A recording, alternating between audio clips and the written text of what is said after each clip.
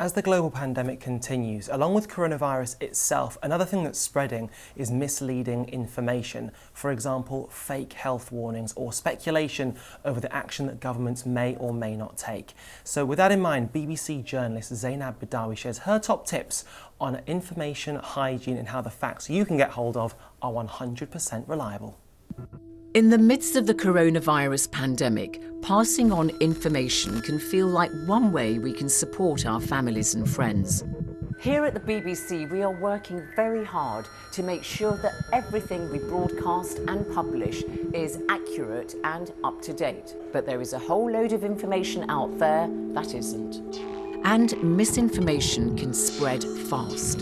If a message is sent to a WhatsApp group of 20, then each of them shares it with 20 other people, and this happens 5 times, it can reach more than 3 million people very quickly. Untruths can take many forms. One of the most common we're seeing is copied and pasted messages being passed around on WhatsApp or in Facebook groups containing bad advice or fake cures. And because these are shared by a friend or trusted source, it's not obvious who wrote these messages in the first place. Often they're attributed to a vague source like a friend's friend who's a doctor, soldier, or works for the government. For example, a voice note has been spreading on WhatsApp. In it, a woman is translating advice from a colleague who has a friend working at a hospital on the Spanish island of Gran Canaria. Some of the tips are helpful, such as washing surfaces thoroughly. But the voice memo includes misleading advice as well. The speaker suggests sunlight neutralizes the virus and that coronavirus can be killed by taking a sip of warm water every 20 minutes.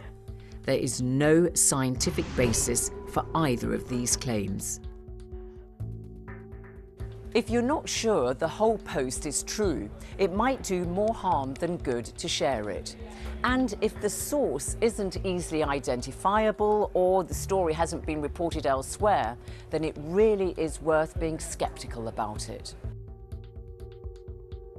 Pictures taken out of context can also be really misleading. A video from Italy was posted on Twitter showing military vehicles on the streets.